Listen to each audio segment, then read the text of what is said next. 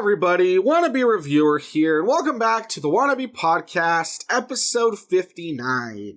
Now, before we begin this week's podcast, really quickly, just wanted to say that during last week's podcast, I said that I would be sending out the artwork that my sister made in order to, commemorate/celebrate the 1-year anniversary of the podcast. And sure enough, earlier this week, I sent out artwork to, I want to say it was 3 or 4 of you, just sent you different pieces of art that my sister made. And from what I saw, it seemed like everyone really enjoyed her art. So, thank you for the positive feedback. I definitely passed that along to my sister. I guess really quick what I want to say, though, is that for whatever reason I didn't send you a piece of art and you were interested in one, let's say maybe you didn't answer the question, so maybe I didn't know you were interested, maybe I forgot to write your name down, if for whatever reason you didn't receive a piece of art, but you are interested, let me know, obviously they're scanned, so it's not like they're hard to send or anything. So if you're interested, let me know in the comment section below, and I might be able to hook you up, Just want to throw that out there, because, when I saw people seem to enjoy her art, my sister seemed to be pretty happy that people liked her stuff. And if we can just get more of her art out there and getting shared and stuff, I think that'd be nice, So let me know. With that being said, though, video games had quite a bit of a busy week with the Game Awards show, which I'm going to do a roundup of. There are a few news stories having to do with movies out there, that sort of thing. So I would say without further ado, let's just dive into our usual stuff, so we can just get the show going. So as usual, the first thing I want to start off having to do with my week is anime. And right now we're in an interesting part of the anime cycle, I guess you can call it. Because we're in a part where some anime series are ending, and we're a few weeks away from the new season starting up. So I always find that kind of exciting, as you see some anime coming to an end, and, you see whether or not they're going to get another season, and there's the anticipation of all the shows coming up, and trying to figure out which ones, seem like they're worth watching, that sort of thing. So yeah, right now, only one of the anime that I have been watching ended, but within the next couple weeks, expect there to be more anime that I'm talking about as it comes to a close, alright? So, the one anime that has ended so far that I've been, keeping up with is a series called Dr. Stone. Now, for anyone who doesn't remember, Dr. Stone is the one that I kind of described as kind of like Bill Nye the Science Guy, the anime. Basically, it's about these high school students, out of nowhere, whole world gets petrified, no one knows why it happened, there was just a green light in the sky, and thousands of years later, some of these students, they get unpetrified. Our main character, it's this guy with green hair. It looks like he has a bunch of spring onions or whatever for hair. But he's really smart, very scientifically minded and stuff. And he's working together with some of his friends to try to, unpetrify humanity and basically, I guess you can say, get humanity back to where it was before the fall of civilization. And along the way, it becomes really interesting because one of the guys that they unpetrify, he ends up being a big villain where he only wants to unpetrify young people because he says, in the past, all the older people, they're the ones who started war and debt and all these things. I don't think they're worth reviving. I only want to revive young people. So that's an issue that they're dealing with. Meanwhile, there's also this village where I guess not all humans got petrified, and so there's this village of not really cave people exactly, but they are very primitive in their technology and their way of thinking and stuff. And so our main characters, they're kind of interacting with them. And so it's definitely a very interesting anime. I don't think I've ever really seen an anime like it. It's the type of anime that has a very big focus on science and telling you how different things are made, basically.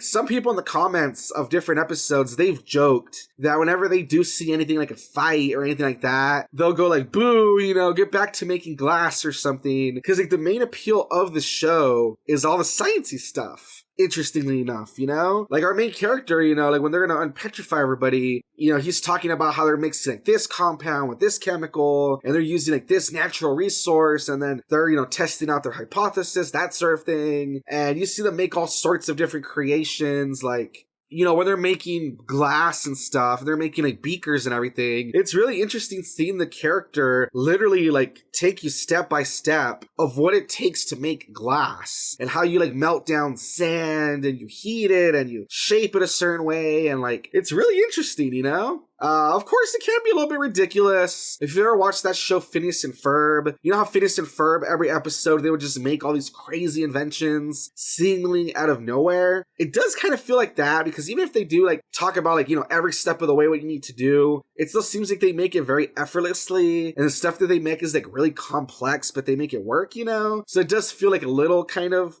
silly. But overall, I really enjoyed Dr. Stone. I think it's really unique. The fact that it focuses, like I said, more on like science and making things and then like discovering different things to get, humanity caught up to where they were before. I think that's really interesting. There is some fights in it. It is pretty exciting seeing, I think they call it like our kingdom of science versus like the kingdom of, I guess you call it like strength or whatever that the antagonist has. Like, it is really interesting to see like the different ideas going around. I think that's kind of cool. And yeah, surprisingly, the show is also kind of emotional.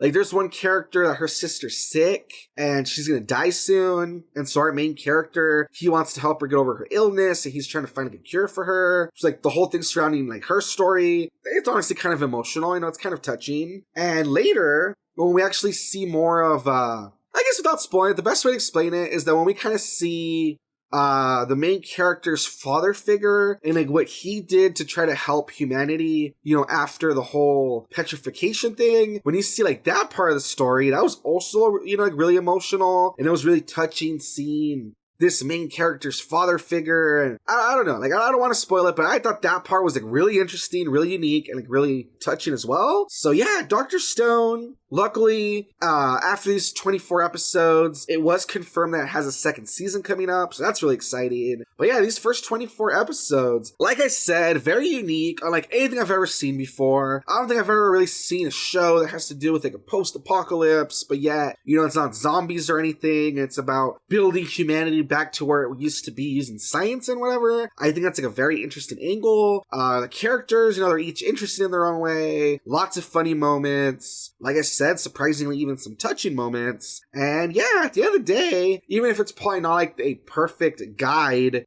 for like how to like create things using science or whatever, you still kind of feel like you learned something, So I enjoyed the anime. I think it's cool. I recommend it. And once again, it is called Dr. Stone. Alrighty guys, moving on to video games. I actually bought myself, and I think I talked about this during my last Pokemon Sword stream.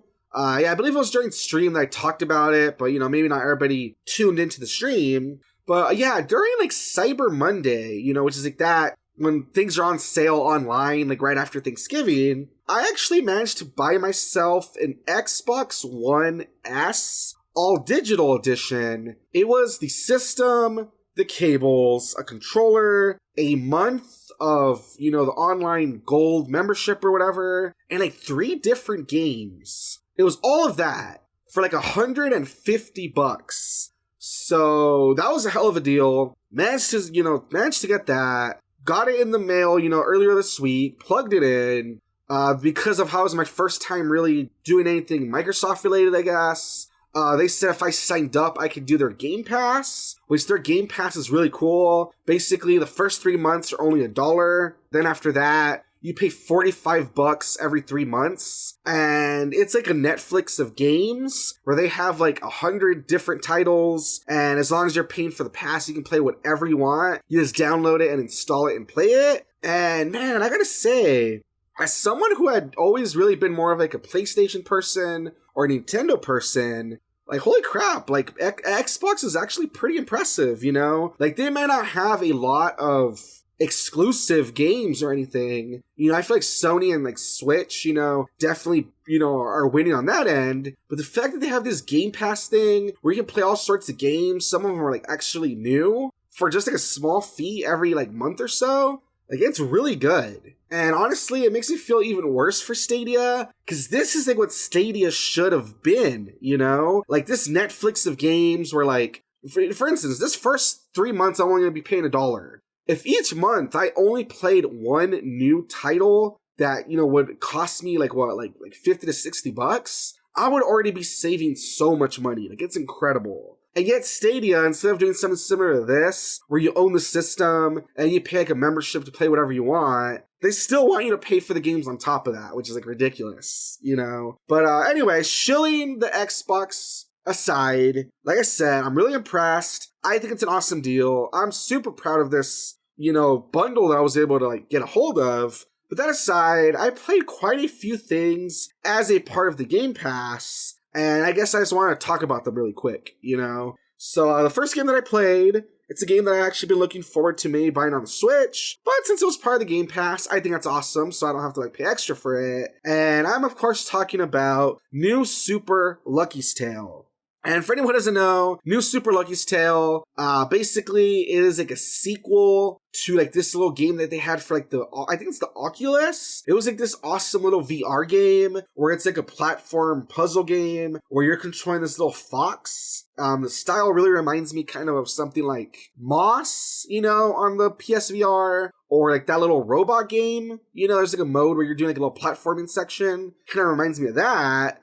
And yeah, I'd always want to try that out, but since it's VR only, I mean, it's kind of hard to get my hands on, it's like a whole other expense, but I had heard that there was going to be a little platformer, and it looked really cute, looked really fun, characters and the environments and stuff looked charming, and sure enough, I played New Super Lucky's Tale, and it's a lot of fun, Like, it definitely has, you can tell it borrowed from a lot of other platformers, but it did it, like, in a good way. Where it doesn't feel like a ripoff or anything. It definitely feels like it took all this inspiration and put it together and make like its own thing. And I just thought it was a lot of fun. I've just been playing a few levels and I like it. It's a platformer / puzzler where you play as this little fox. Basically, he can jump around, he can swipe things with his tail, he can dig underground, which is like an interesting mechanic. He like dives in and out of ground or whatever. And yeah, I mean, story-wise, nothing too special. I think you have to, like, save his sister, who's, like, also, like, a pilot or something like that. Nothing too special. But I've enjoyed the game. I think the visuals are, like, really good. I think the characters and environments are really charming. I think the visuals are, like, top-notch. Gameplay's fun, that sort of thing. And so, yeah, New Super Lucky's Tale. If you happen to see it on a system or PC and, you're interested in trying out, I recommend it so far, I think it's really fun. So, there you go.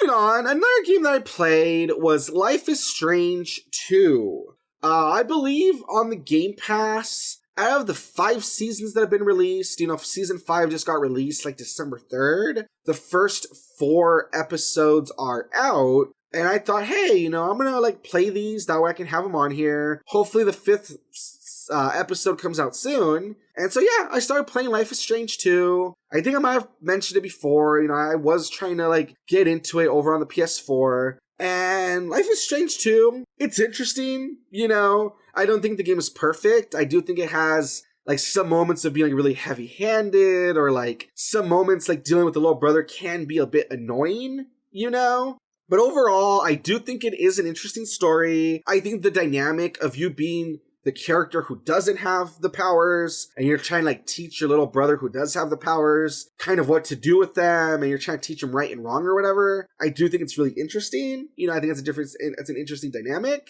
And overall, I do like the story about it being these 2 kids on the run and all the different like things they run into or whatever. Like, I do think that's really cool. But like I said, unfortunately, I mean, it does have some like really heavy-handed moments or some stuff that's trying to push that feels really like eye-rolly, And some of the moments with the brother can be kind of annoying because, since he's like a kid, he can be like a total brat, and just having to deal with him is kind of like, But overall, Life is Strange 2. I've enjoyed it. I'm glad it's on the Game Pass because, that'll give me a chance to play the other episodes, hopefully, like to complete the whole game or whatever. And do I like it more than Life is Strange 1?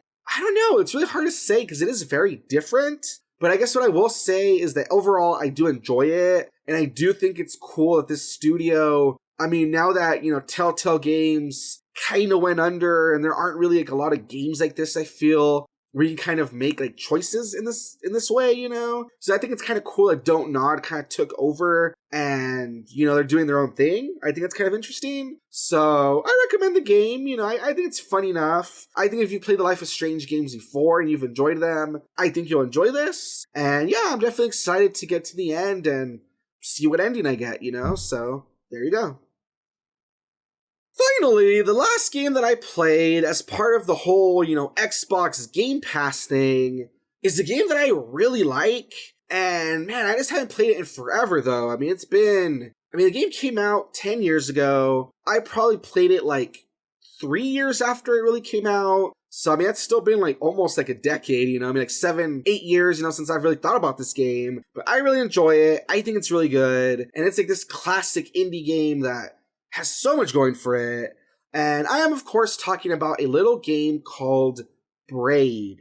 And Braid, like I said, it's this indie game by a guy named Jonathan Blow. He went on to make another game called The Witness, which is also a really interesting game. And yeah, Braid is this little like puzzle platformer sort of thing that's really interesting because it has like this really melancholy / like really somber feel to it. And like I said, it has like a lot of layers to it. And like, I'm not gonna spoil it. You have to get into it. But it really plays with your expectations, I guess is what I can say. And it's just really interesting because the basic gameplay is that it's 6 different levels that you like go through. And each like, I mean, I guess, would you call them levels or stages? I guess it's like 6 different stages, and each stage has like different levels, right? I mean, I might be getting confused, but you know what I mean. So like the first stage you play as, or level, whatever you want to call it, I'm using them interchangeably. You're given the ability to basically, you know, rewind time and try again. And it becomes really interesting using that mechanic, you know, and it's like really interesting and really fun. And it really is cool seeing how you like learn along the way.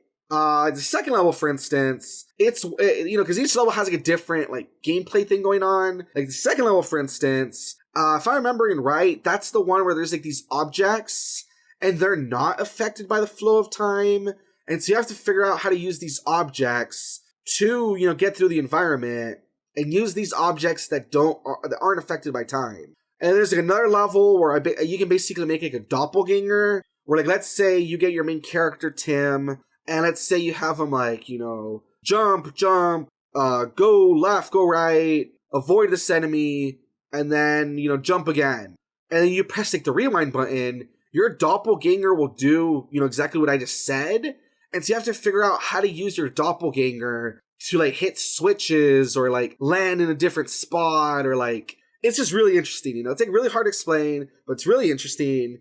And yeah, I mean, basically the game's just this little platformer. You're a little guy named Tim. Basically, it's all pixel art. He's a little guy in a suit and tie. The whole point is that he's looking for the princess because he did something that upset her, and she got like, you know, she's in trouble, and he's trying to like rescue her. And you're going through all these different worlds or whatever, and you're using this mechanic of different styles of time travel. And it's interesting, like I said, it really plays with your expectations. Gameplay's really interesting. Music's great. And I don't know, I mean, it's the kind of thing that I want to spoil because like the ending and like the further implications of like the lore are really interesting. But I would say it's the thing you have to like try for yourself, you know, because Braid is just a really well thought out game. It's incredible. I recommend it. And I guess I'll say that before I, you know, spoil it. So Braid, awesome game. I know it's on like PC, the Xbox Game Pass. I think you can find it on the PSN network, I'm not too sure. But if you can get a hold of Braid, I know it's really cheap, and I say it's worth it. It's a really good indie game. Check it out if you have the chance, I guess. Alrighty guys, and that basically does it for my week. You know, aside from all the Xbox stuff that I was just trying out, I also, like, I was just trying to catch up on anime, because like I said, a lot of anime starts ending, like, next week, and I want to be caught up for those so I can describe them. I was also busy with a lot of stuff with, like, personal life, like, work and stuff. But regardless, you know, hopefully you enjoyed me hearing about, like, this anime and the different games, so there you go. Transitioning over to the news, the biggest news thing that happened this week was the Game Awards show, which once again, I think I talked about it a little bit during my last Pokemon stream, but I was really excited for the Game Awards show, didn't know what to expect, and I don't know, I watched it, and I thought it was fine. I'll admit, I was a bit disappointed in, some stuff, like we didn't really get a lot of big Nintendo reveals or anything, and I'll probably touch upon that more like at the end of this section, but overall, I thought it was a pretty good ceremony. I thought it was pretty fun. When it comes to winners, Devil May Cry 5 won like Best Action Game, which I think that's really deserving. Death Stranding won for Best Direction. I think that makes sense. I mean, when you're looking at Death Stranding, it just oozes Hideo Kojima. Like, you can tell he directed it. So, I mean, I think that's deserving. Best Family Game was like Luigi's Mansion 3. Best video game, like, performance or whatever you call it, was Mad Mikkelsen's from Death Stranding. Game of the Year was Sekiro Shadows Die Twice. That was really cool. I don't know. I mean, you'd have to look up like the whole list of what won, but I feel like everything that won was really deserving. And I know a lot of people thought that, like, Death Stranding's gonna totally sweep and it's gonna take everything and everything's rigged. But no, I mean, Death Stranding only won like 2 or 3 awards, Most of them were for like more technical things. So I just felt like it was really fair, I felt like each of the things that won definitely deserved it, and it didn't feel like it was very, like, one-sided or anything, I feel like everything that won, it felt fair, and it felt like it deserved it, so, I don't know, I thought the awards ceremony, I thought it was fun, But, as the title of the articles here states, and as will be linked in the section below, though, what I want to talk about was some of the, like, announcements and world premieres and stuff. So feel free to look at the link in the description below. It'll have, a link to a list of, like, stories, and each one then leads to, like, its own story and trailer and that sort of thing. But yeah, I'm just gonna go through some quick ones that I thought were, like, the most important, or the ones that I personally thought were, like, the most, like, I don't know, just most entertaining, I guess, like, that like, really stood out to me. So, first of all, I thought it was cool that they showed another Final Fantasy VII Remake trailer. I thought that was really fun. Really showed a lot of Cloud talking to Tifa, which was nice. So, like, that would look really good. I think that, like, the characters and, like, the environments and everything continue to look awesome. So, like, that was really fun. Then they showed this trailer for No More Heroes 3 that, yeah, when you're looking at it, you don't know what the game is, you don't know what the trailer's for. It's like this little story about this kid that it's kind of like ripping off E.T., whereas his little alien friend's name is Fu. And it shows like, Fu goes back to his home planet and he comes back 20 years later and he has like this army of like criminals because he became a criminal, and he's telling his human friend that, they should take over the world together or whatever. And you're like, what is this game? It seems so weird. Then out of nowhere, it transitions and we find out that it's actually a trailer for No More Heroes 3. And even though they're not showing any gameplay or anything, and even though it seems like the trailer might not have anything to do with the game, a lot of people are speculating that maybe it's like the backstory to the main antagonist of the game. So like that would be really interesting. But yeah, you gotta go check it out. The trailer is like really well put together. I think it looks interesting. And I don't know, I just hope that it really does have something to do with the game, like fighting aliens and I don't know, all sorts of crazy bosses. And I don't know, it just looks interesting. If you're a fan of No More Heroes, check it out. I think it's really cool. Moving on, a big one is that we finally got the name of Microsoft's next big console, like the Xbox One's, successor. And it was revealed that it's called the Xbox Series X, which is a terrible name for a console. I mean, I think as crazy as Nintendo's, console names are, I think Microsoft's are way worse. They just sound so unoriginal. But yeah, their Xbox Series X, it's set to come out holiday 2020, and basically it kind of just looks like a computer tower, but at the top, it has mesh, kind of like how a speaker would, like those big portable speakers, or like an amp or something. So yeah, it's just this like rectangle that has like the little Xbox logo on it. It looks like it has like a button you can press to like make the disc tray come out. And the top of it looks like I said, it's like mesh, like it's like a speaker or something. And that's all, that's what it looks like. So, very weird design, very weird name, but I don't know, it's kind of cool, I'm interested to see how it runs, all that good stuff, what the price is, etc. And yeah, like I said, it's supposed to come out holiday 2020, so there you go. Moving on, the first game that got announced that's going to come out as like a launch title, I guess, for the Xbox Series X is Hellblade 2. Now, I don't even know how many of you have played Hellblade 1. I think it's called like Senua Saga Hellblade 1, something like that. But yeah, basically the second game is called Senua Saga Hellblade 2. And yeah, that's pretty good for that studio, because when they made the first Hellblade, basically the best way to describe it, it's kind of like a double A game where it's like right between being like a big AAA project and being like an indie game. It's like kind of in the middle, but people really liked it, it was like a cheap game, but it had like a lot of like effort put into it, and it was like on a budget. And yeah, the fact that this studio gets to make another game, and the fact that it's going to be like a launch title for the Xbox Series X, this is pretty cool, I would suggest looking at the trailer. I think it looks really interesting, and I don't know, if you were a fan of the first Hellblade game, then, I don't know, look forward to another one, there you go.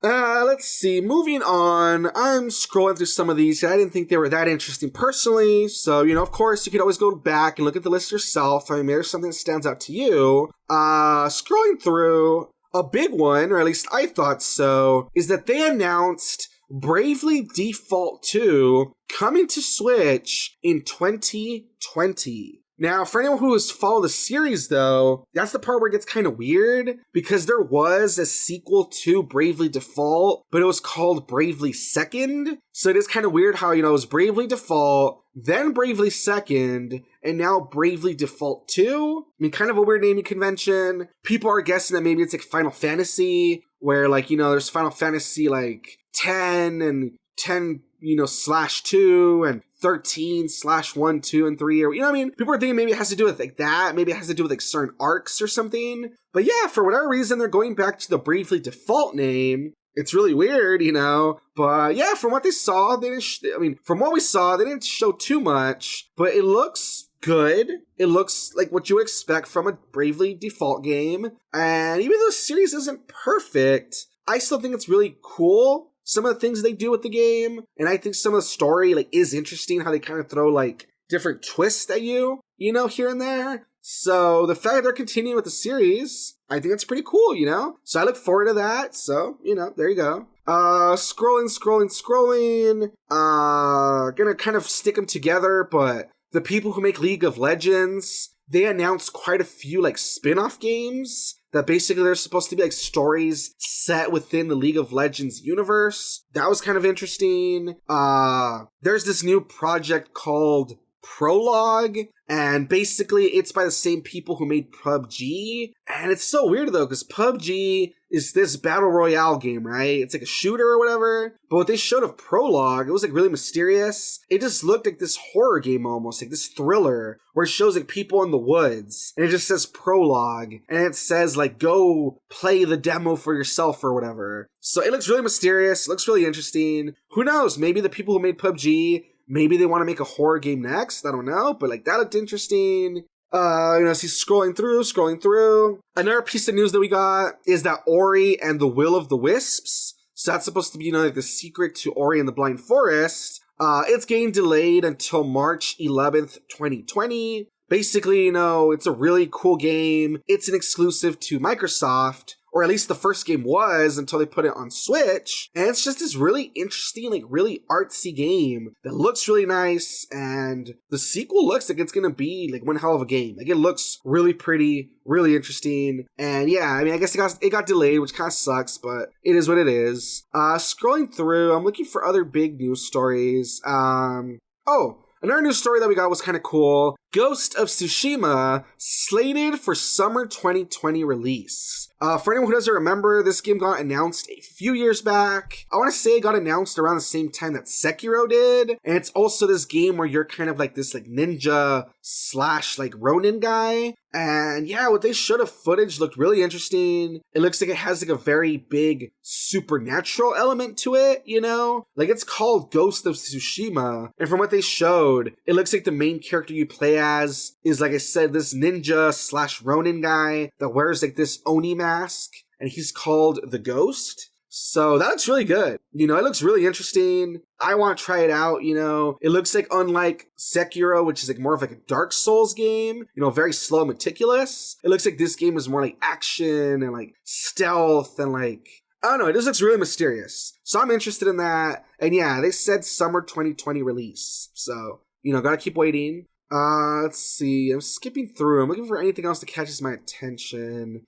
Something that isn't on this list, but that I thought was incredible, is that they mentioned that they re-announced The Wolf Among Us 2, like, coming to PCs and consoles. Like, for anyone who doesn't know, you know, The Wolf Among Us is this great, Telltale-style game. I guess it's like a choose your, you know, point-and-click adventure sort of thing. And it's based on this comic series called Fables. And the story is really interesting. You know, you play as the big bad wolf who's trying to reform himself. And he's the sheriff who's trying to keep all the fairy tale creatures under line or whatever. And there's murders happening. You know, it's incredible. Really great game. And they had announced that there was going to be a sequel for it. But unfortunately, right after they announced the sequel, that's when Telltale Games shut down. And so a lot of people are really disappointed. And sure enough, last night, you know, they're like, oh, we have like a re-announcement to make.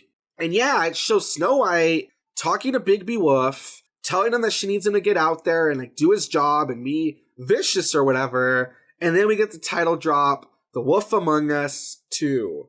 So I'm super excited for that. I think that's awesome. I don't really know how it's working, you know, I don't really know who's running the show at this point, since Telltale, from what I knew, they had gotten shut down, so I don't really know who's making it or whatever, but I still think that's really cool, I think that's exciting, and I just hope that the game's good, you know, so there you go.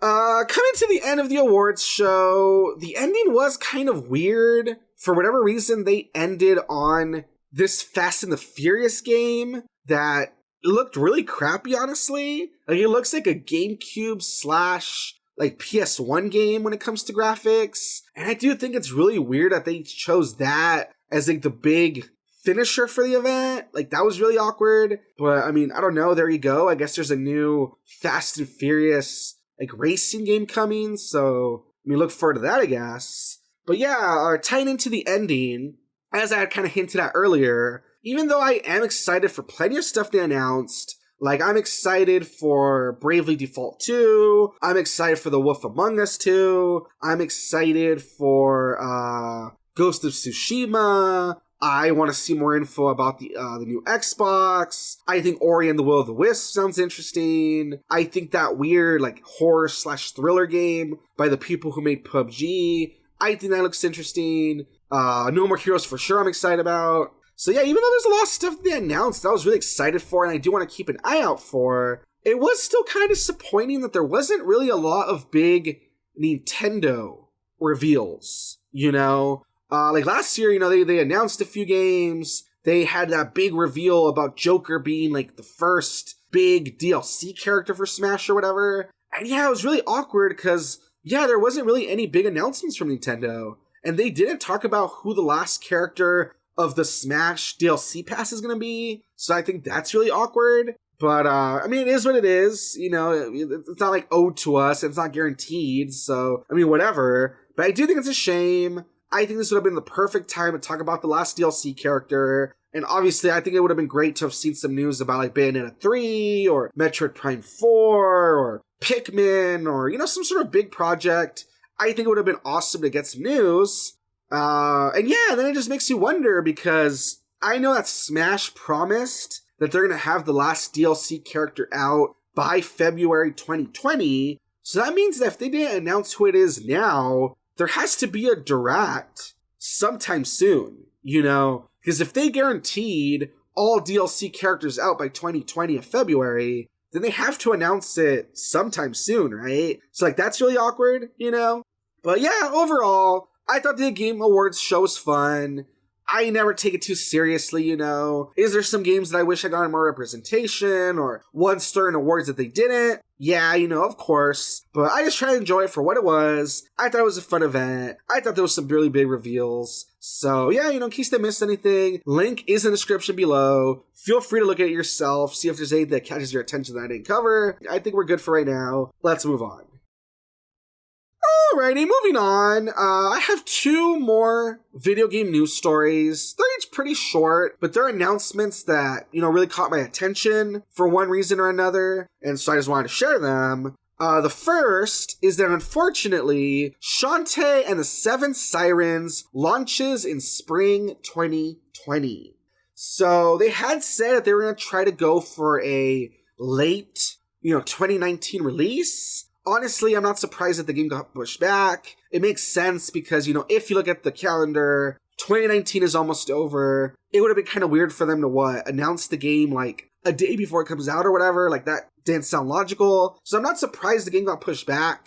But I'm still kind of disappointed because, I want the game sooner than later, but it is what it is. And yeah, the guy who makes the game, the guy who runs way forward or whatever, he did say development is nearly finished. And he says that he hopes it's worth the wait. So yeah, same thing. I hope it's worth the wait. I hope it's not too far away. And yeah, I'm disappointed I don't get to play the game now. But, hopefully when the game comes out, hopefully it's a lot of fun. Hopefully it's polished and stuff. So a bit bummed they got pushed back, but it makes sense. And, hopefully they take that extra time to make it a really good game. So there you go.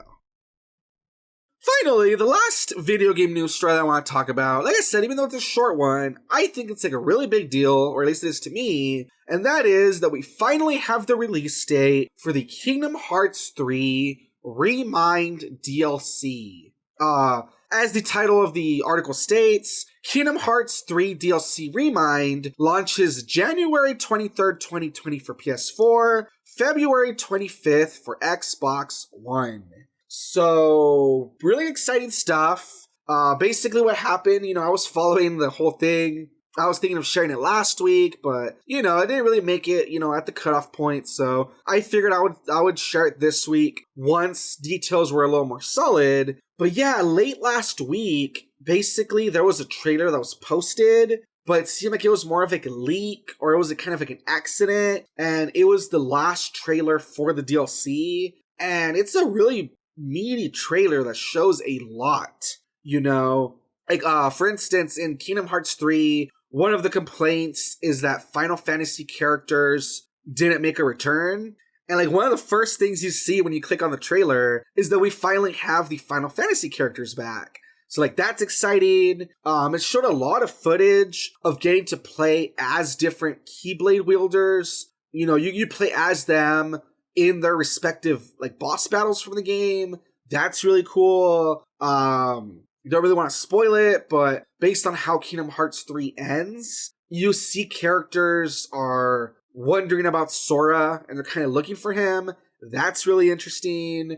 We see some extra moments between the Organization 13 members. Those are really ominous and cool. And yeah, those last few seconds of the trailer. Don't want to spoil it, but man, it's a huge callback to the first game. And the person that Sora is encountering as the trailer's coming to a close, really exciting stuff. No one is really sure what that's implying. What is the implication of that? How is that going to change the series going forward? Nobody knows. But that's really exciting. And yeah, it's just really cool stuff, If you're a fan of Kingdom Hearts, that trailer was awesome. And it just really makes you wonder what's happening with the series going forward, and it just gets you hype, So really quick, just reading through, some of the notes or whatever. So there's going to be some free DLC. It's going to add stuff to the main story. It's going to add abilities, and it's going to give you 2 Keyblades. It's that's really fun. Then, if you pay for the Remind DLC, which is $30, which is, that is quite a big chunk of change. However, it's going to add an additional story, it's going to add a new episode, and 13 boss battles. It's going to add a secret ending and boss battle. It's going to add a new data greeting feature. It's going to come with a premium menu, and it's going to come with a slideshow feature, whatever that means. So is it kind of a big chunk of change for the DLC coming up? Yes, but it feels worth it because it looks like it's going to add a lot of stuff to the game, and it looks like it's going to solve quite a few problems that people had, you know? Like, a lot of people were mad that you don't get to play as other Keyblade wielders.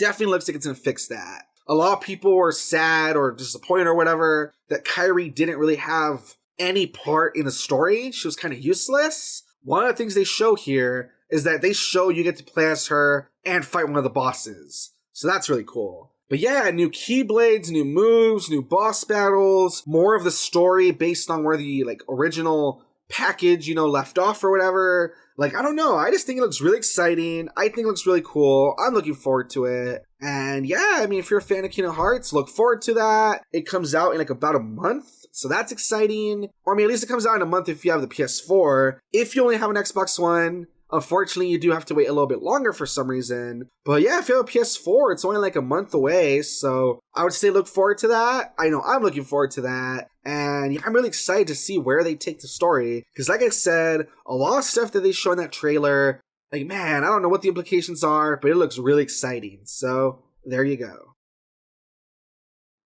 Alrighty guys, moving on to movie news. I would say I have two movie news stories and one that's a movie/anime news story. So that's some interesting stuff. But starting with my first news story that has to do with movies, it's quite a sad one. I think it's kind of effed up or whatever. But as the title of the article states, Sonic Movie and Lion King's VFX studio has shut down. So, if you read through the article or whatever, it says that, the VFX studio is called MPC Vancouver. And yeah, not only did they work on Sonic Movie and the new Lion King reboot thing, but it says that they also worked, they got an Academy Award for Life of Pi. I remember seeing that movie. I mean, they did a good job on it. They also worked on Blade Runner 2049, The Jungle Book, and Guardians of the Galaxy. And I think that's where it's really effed up, that I've heard about this happening a lot, where these VFX studios are the ones who make the thing happen. They work their asses off to make these projects happen, and then afterwards they just go bankrupt. And, people making the movie, the big studios or whatever, they just let it happen. I don't really know what to say, I just think that it's a shame.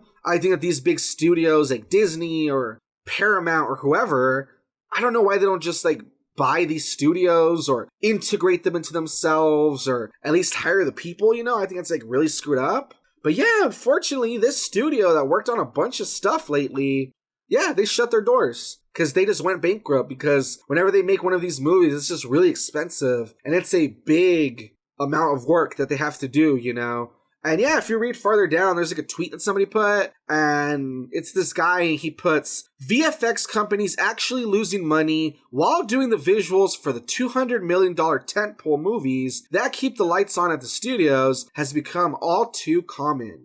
So there you go, I think it's really screwed up, and I really hope that going forward, something is done about this, I don't know if they have to make a union, or they have to complain to a certain degree, or I don't know what can be done about these studios, but I think it sucks that they're making these movies happen. Like it says right here, they're big tentpole movies, and then once they're made and they've made their billions or whatever, the studio who did all the work gets screwed over.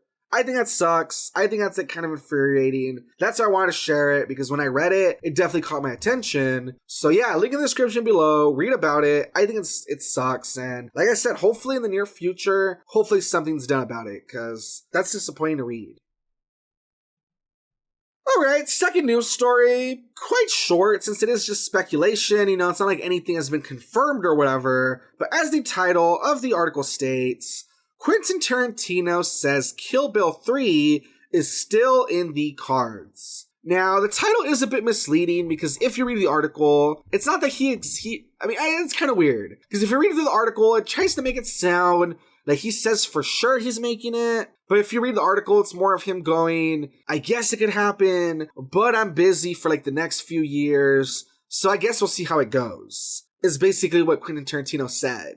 But the article tries to make it seem a bit more like he said it is coming. I don't know, it's kind of weird. But yeah, basically, if you read through the article, I guess they were interviewing Quentin Tarantino. They were asking him if he still wants to make a Kill Bill 3 because he had mentioned it before. And he says that, he's kind of having trouble. He doesn't really know where he could take the story. He wants it to be like a really big story or whatever. And he says that, he is busy for at least the next 3 years because I guess he has projects that are currently ongoing. But I guess it's the kind of thing where he is always open to it if he can find the time and the story for it.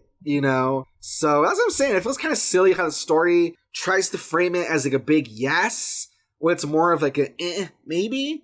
But yeah, personally, I do think it would be kind of interesting if he made a third movie. From what I remembered, I think he had said a while ago that his idea for a third movie is that the daughter of one of the assassins that the bride kills, she wants revenge. And so she's like challenging the bride to like, a duel to the death or whatever. Like he was going to have that as part of the story. I think that sounds kind of interesting. But at the same time, even though it would be kind of cool to see the return of this universe, and it would be cool to see the bride, return and kick more ass or whatever, if he feels like he doesn't have a story, then I do respect that, I'd rather that he come back when he feels like he has something meaningful and he knows what he's doing, instead of just trying to push out a sequel. Because I do think that would be kind of lame, So will we get a Kill Bill 3 one of these days? Maybe. As of right now, it seems like it says. We know for sure we're not going to get it in at least the next 3 years because Quentin Tarantino is busy. But who knows? Maybe one day we will. And if we will, fingers crossed that, like I said, it's just a good movie. So there you go.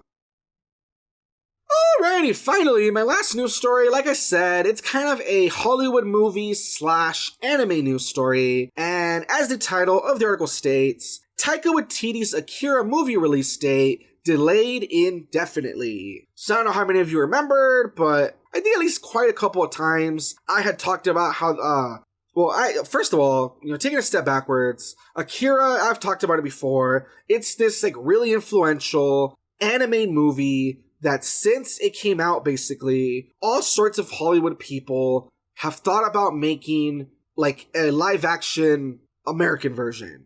And even though they've always talked about it, it's never happened. It's basically been in development hell the whole time. And I know I covered it, I don't know, earlier in the podcast. I don't know, like, what episode. But I know I've talked about at least once that the latest iteration of this, like, movie or they're trying was with Taika Waititi as the director. And, I was saying that, if there's someone who maybe could do it, like maybe Taika Waititi could do it, because it looks like he is a fan of the work, it looks like he has respect for the source material, that sort of thing. And even though Alita Battle Angel wasn't great, I feel like it kind of gave hope for, anime adaptations not being terrible. Like Alita Battle Angel was fine.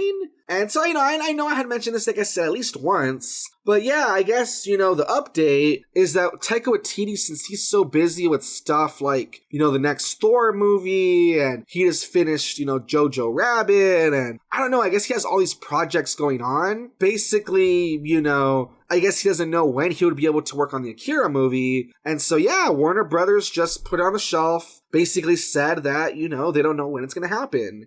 Even though, like I said, I was kind of looking forward to it a little bit, because maybe Taika Waititi could do it justice. At the same time, I do kind of see it as a good thing, because, yeah, it definitely seems like, it almost feels like Taika Waititi's just being a bro, and he's purposely taking on all these other roles. That way when Warner Bros. Looks at him and they're like, hey, are you gonna make the Akira movie? He can just shrug and be like, I'll get to it when I get to it. And as long as he keeps doing that, the movie's safe from being ruined. So, like, that's kind of cool, I think it's kind of like a positive aspect to this. So, yeah, if you're worried about another anime adaptation being butchered, at least, Akira can't be butchered now since it did get pushed onto the shelf indefinitely or whatever. So it'll probably be like a few years before they even start to consider making it again. So there you go, for the time being, Akira is safe. So I guess thanks, Taika Waititi, I don't know. There you go. Alrighty, guys, and that brings us to the end of another news week. Hopefully the stuff I covered, hopefully you guys found it to be entertaining, informative, educational, that sort of thing. I know a big chunk of this week was basically just video game news stories with a little bit of, movie stuff sprinkled in. Regardless, though, I hope you guys enjoyed that. Hopefully, you guys got hyped for some of the announcements I talked about, that sort of thing. And yeah, I guess the only thing that's really left to do at this point is transfer to the last segment of the podcast, which is the content creator spotlight. And last week, I did not have a content creator, unfortunately. I just really hadn't had the time to really look at anybody, and I don't know, I feel like a lot of people I had looked at recently, I had already really talked about them, so I didn't want to do another repeat or whatever. But as I promised, since last time, I have been watching some Twitch streamers here and there. And yeah, I have some guys that I want to share that I think they're really fun, and I just want to, spread the word on them. So my content creator for this week is a Twitch channel called BFGC Redgrave. And, this channel, it's run by a dude that seems really nice, seems really cool. When I said that, hey, I'm trying to get into streaming or whatever, I don't even think he asked me to follow him back, Like, maybe it was implied, I don't know, but he didn't, really push it. He just followed me and, wished me the best or whatever. So, I think he seems like a pretty good guy. Basically, I'm kind of reading off of his About Me, but he says that he's a video game enthusiast and fighting game player from New York State. And he says, his favorite games, as you can tell from just, the images all over his channel, he seems to be, a big fan of Devil May Cry. As he says here, he also likes stuff like martial arts, TV and film. He likes fighting games. Yesterday, I dropped into his channel for a little bit before watching the Game Awards show, and he was playing Smash Ultimate. That was really fun. And yeah, if you look at his channel right now, hopefully before he changes his title, I thought it was really fun. It really caught my attention that he says, "Give DMC5 the award. Put Dante in Smash, you cowards." He's really going for Dante from Devil May Cry being put into Smash Ultimate as a new character. I thought that was really fun. And so yeah, from what I've seen of him, like I said, he's a really cool guy, really funny. The stuff he plays, he seems to play Smash, he seems to play fighting games, he seems to play action games, like Bayonetta and that sort of thing, Devil May Cry, stuff like that. And he just seems like a really chill guy. So, don't know if it's really your guys' cup of tea, but from what I've seen, he seems like a cool guy. I'm definitely interested in the type of things he plays. And I don't know, if he seems like the kind of thing that you guys would be into, then I would say, check him on Twitch. All you have to do is follow, maybe leave some comments here and there, drop into one of his streams, talk to him a little bit. But I think he seems like a good guy. I think he seems like he has a really interesting channel going on. And yeah, I'm kind of excited to see more of his content in the future, honestly. So there you go. My content creator for this week is a Twitch channel called, once again, BFGC Redgrave. Check him out, give him some love, and as always, if you give him some love, tell him that Wannabe Reviewer sent you. So there you go. Alrighty guys, and with that being said, that brings us to the end of another podcast. That is one more in the bag. Hopefully you guys enjoyed this podcast. Hopefully there was something that made it worthwhile for you to listen. Whether it was me introducing you to, Redgrave, whether it was me talking about the different, video game things from the Game Awards show, or maybe one of the movie news stories I talked about, or, whether it was me talking about the Xbox Game Pass and how it works, and talking about the games I played. Maybe that caught your attention. But regardless, hopefully you guys enjoyed this episode of the podcast. Hopefully there was something that made it worthwhile for you to listen. And yeah, with that being said, there's not really much else to say, except my name is a Wannabe Reviewer. You can catch me over on social media like Twitter, Instagram, might be dead at this point. I'm going to see what I can do about that. And of course, twitch.tv/wannabe_reviewer.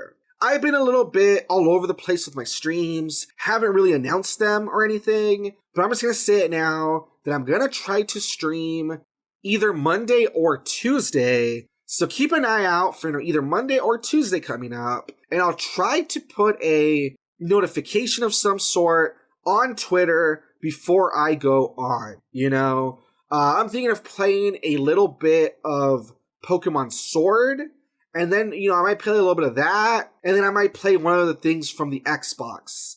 Like I said, maybe I'll play some Super Lucky's Tale, or maybe I'll play a little bit of Braid, so you guys can see what the game's about.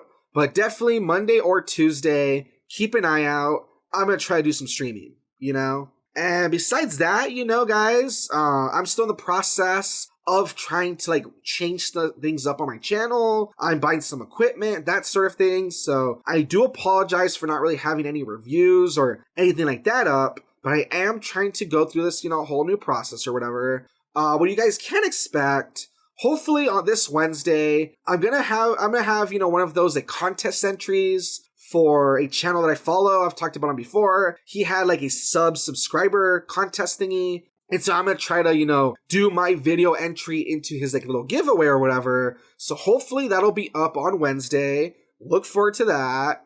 And besides that, guys, you know, my name is Wannabe Reviewer. I will try my best to be back here next week for episode 60. I hope you guys have a wonderful week until then. My name is Wannabe Reviewer, and I'll see you guys next time.